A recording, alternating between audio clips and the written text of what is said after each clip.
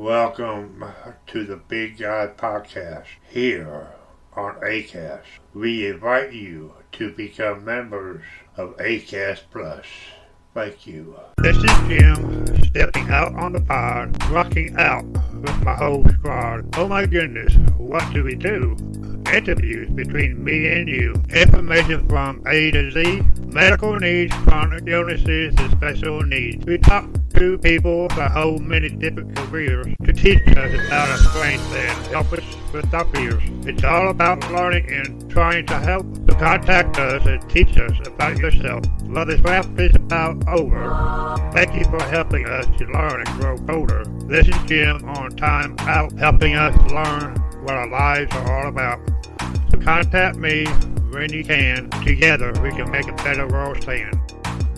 Hello, thank you for joining us today. We are really glad you are here. Here's Jim, your host of Time Out with Jim. So let's get started. Today we're going to be reading Genesis, starting out with chapter 26. I moved from the King James Version to the New International Version. It reads much better and it's more simple to understand. So chapter 26.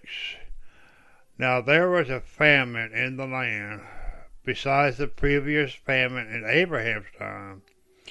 And Isaac went to Abimelech, king of the Philistines, in Gerar. The Lord appeared to Isaac and said, "Do not go down to Egypt. Live in the land where I tell you to live. Stay in this land for a while, and I will be with you, and will bless you. For you and your descendants I will give all these lands, and will confirm the oath I swore to your father, Abraham. I will make your descendants as numerous as the stars of the sky, and will give them all these lands, and through your offspring all nations on earth will be blessed. Because Abraham obeyed me and did everything I required of him, keeping my commands and decrees and my instructions." So Isaac stayed in Gerar. When the men of that place asked him about his wife, he said, "She is my sister," because he was afraid to say, "She is my wife." He thought the men of this place might kill me on account of Rebekah, because she is beautiful. When Isaac had been there a long time, Abimelech, king of the Philistines, looked down from a window and saw Isaac caressing his wife Rebekah. So Abimelech summoned Isaac and said, "She is really your wife. What did you say? She is my sister?" Isaac answered him, "Because I thought I might lose my life on account of her." Then Abimelech said, "What is this you have done to us? One of the men might have slept with your wife, and you would have brought guilt upon us." So Abimelech gave orders to all the people, "Anyone that harms this man or his wife shall surely be put to death." Isaac planted crops in that land, and the same great year reaped it 100-fold, because the Lord blessed him. The man became rich, and his wealth continued to grow until he became very wealthy. He had so many flocks and herds and servants that the Philistines envied him. So all the wells that his father's servants had dug in the time of his father Abraham, the Philistines stopped up filling them with earth. Then Abimelech said to Isaac, "Move away from us. You have become too powerful for us." So Isaac moved away from there and encamped in the valley of Gerar, where he settled. Isaac reopened the wells that had been dug in the time of his father Abraham, which the Philistines had stopped up after Abraham died, and he gave them the same names his father had given them. Isaac's servants dug in the valley and discovered a well of fresh water there, but the herders of Gerar quarreled with those of Isaac, and said, "The water is ours." So he named the well Esek, because they disputed with him. Then they dug another well, and they quarreled over that one also. So he named it Sitnah. He moved on from there and dug another well, and no one quarreled over it. He named it Rehoboth, saying, "Now the Lord has given us room, and we will flourish in the land." From there he went up to Beersheba the night the Lord appeared to him, and said, "I am the God of your father Abraham. Do not be afraid, for I am with you. I will bless you and will increase the number of your descendants for the sake of thy servant Abraham." Isaac built an altar there and called on the name of the Lord. There he pitched his tent, and there his servants dug a well. Meanwhile Abimelech had come to him from Gerar with Ahuzzath, his personal advisor, and Phicol, the commander of the forces. Isaac asked them, "Why have you come to me, since you were hostile to me and sent me away?" They answered, "We saw clearly that the Lord was with you, and we said, there ought to be a sworn agreement between us and you. Let us make a treaty with you, that you will do us no harm, just as we did not harm you, but always treated you well and sent you away peacefully. And now you are blessed by the Lord." Isaac then made a feast for them, and they ate and drank. Early the next morning the men swore oaths to each other. Then Isaac sent them on their way, and they went away peacefully. That day Isaac's servants came and told him about the well they had dug. They said, "We found water." He called it Sheba, and to this day the name of the town has been Beersheba.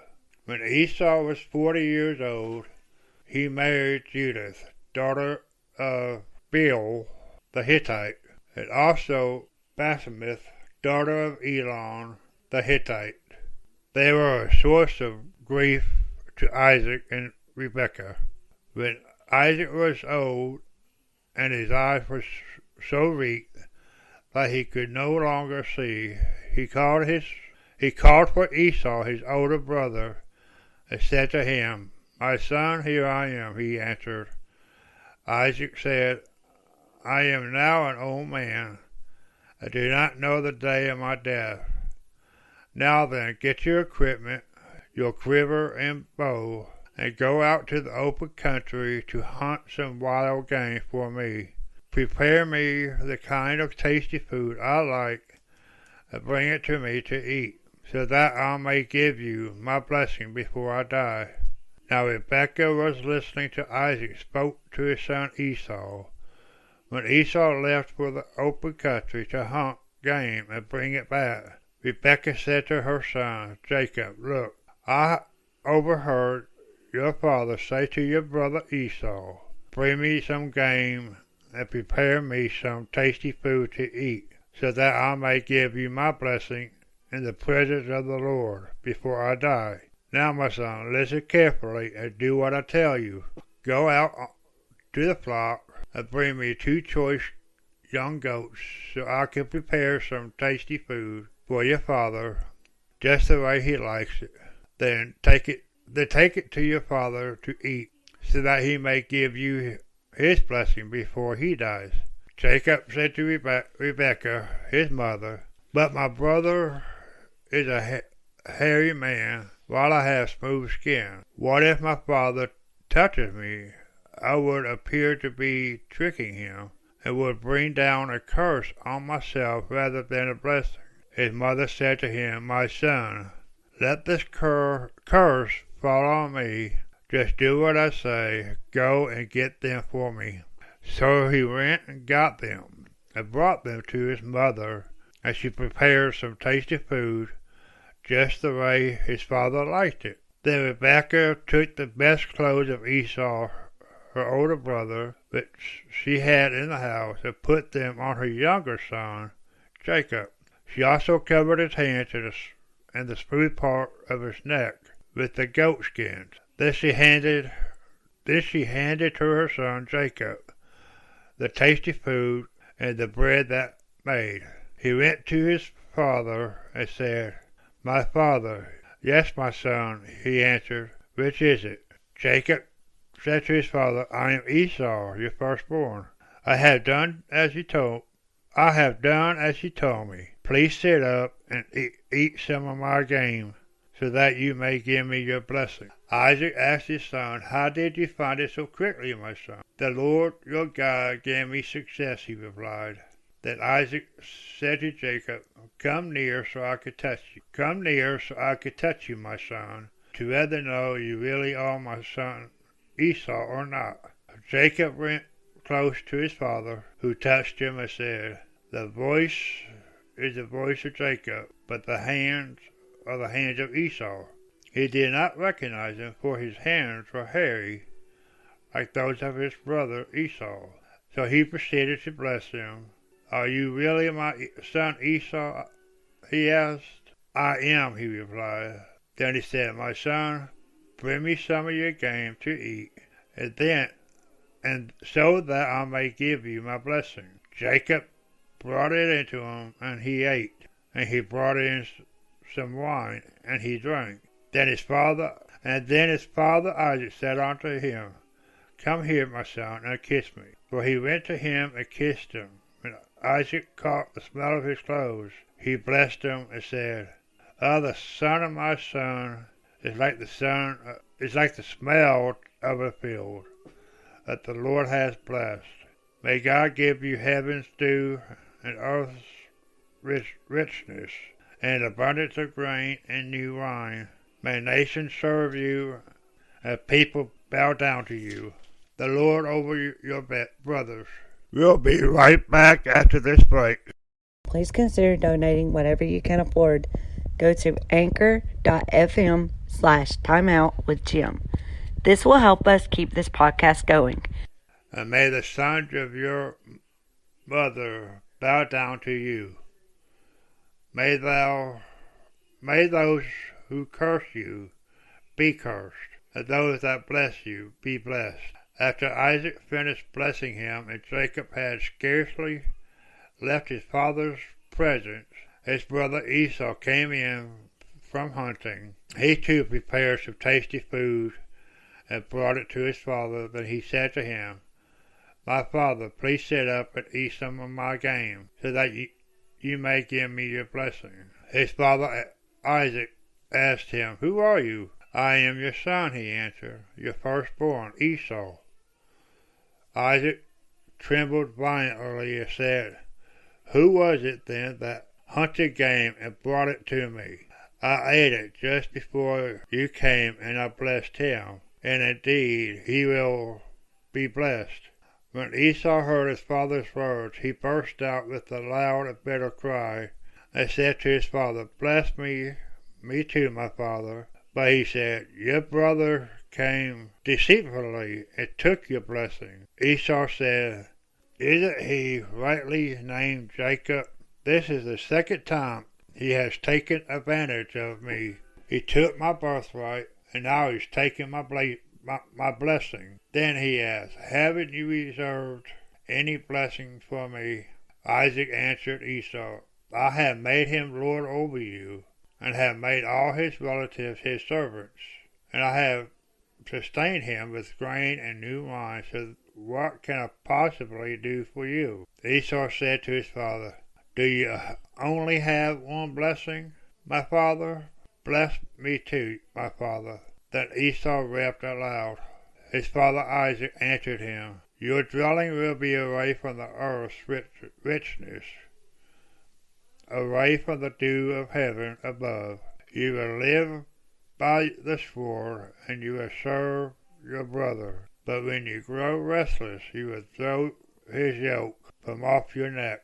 Esau held a grudge against Jacob because of the blessing his father had given him. He said to himself, "The days of mourning for my father are near. Then I will kill my brother Jacob." When Rebekah was told what her older brother's son had said, she sent for the younger son Jacob and said to him, "Your brother Esau is planning to avenge himself by killing you. Now then, my son, do what I say. Flee at once to my brother Laban in Haran. Stay with him for a while until your brother's fury subsides. Then your brother is no longer angry with you and forgets what you did to him. I'll send word for you to come back from there. Why should I lose both of you in one day?" Then Rebekah said to Isaac, "I'm disgusted with living because of these Hittite women. If Jacob takes a wife from among the women of this land, from Hittite women like these, my life will not be worth living." So Isaac called for Jacob and blessed him. Then he commanded him, "Do not marry a Canaanite woman. Go at once to Padan Aram, to the house of your mother's father, Bethuel. Take a wife for yourself there, from among the daughters of Laban, your mother's brother. May God Almighty bless you and make you fruitful and increase their numbers until you become a community of peoples. May He give you and your descendants the blessings given to Abraham, so that you may take possession of the land where you now reside as a foreigner, the land God gave to Abraham." Then Isaac sent Jacob on his way, and he went to Padan Aram to Laban, son of Bethuel the Aramean, the brother of Rebekah, who was the mother of Jacob and Esau. Now Esau learned that Isaac had blessed Jacob and had sent him to Padan Aram to take a wife from there, and that when he blessed him, he commanded him, "Do not marry a Canaanite woman," and that Jacob had obeyed his father and mother and had gone to Padan Aram. Esau then realized how displeasing the Canaanite women were to his father Isaac, so he went to Ishmael and married Mahalath, the sister of Nebajoth, a daughter of Ishmael, son of Abraham, in addition to the wives that already had. Jacob left Beersheba and set out for Haran. Then he reached a certain place and stopped for the night, because the sun had set. Taking one of the stones there, he put it under his head and lay down to sleep. He had a dream in which he saw a stairway resting on the earth with its tops reaching to heaven, and the angels of God were ascending on it. There above it stood the Lord, and he said, "I am the Lord, the God of your father Abraham, and the God of Isaac. I will give you all your descendants the land on which you are lying. Your descendants will be like the dust of the earth, and you will spread out to the west and to the east, to the north and to the south. All peoples on earth will be blessed through you and your offspring. I am with you and will watch over you wherever you go, and I will bring you back to this land. I will not leave you until I have done what I have promised you." When Jacob awoke from his sleep, he thought, "Surely the Lord is in this place, and I was not aware of it." He was afraid and said, How awesome is this place! There is none other than the house of God, This is the gate of heaven. Early the next morning, Jacob took the stone he had placed under his head and set it up as a pillar and poured oil on top of it. He called that place Bethel. Though the city used to be called Luz.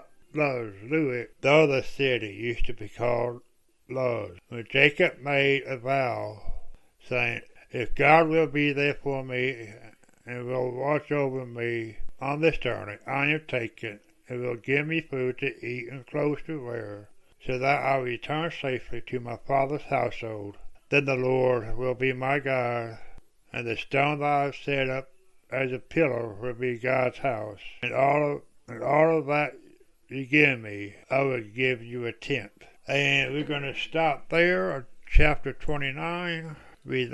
Start with that next time. If this episode touched you in any way, please share it with your family and friends, and please consider donating whatever you can afford. Go to anchor.fm/timeoutwithjim. This will help us keep this podcast going. Thank you for listening, and until next time, God bless. Thank you for taking your time out to give us a listen. And remember, become a member of ACAST Plus. God bless.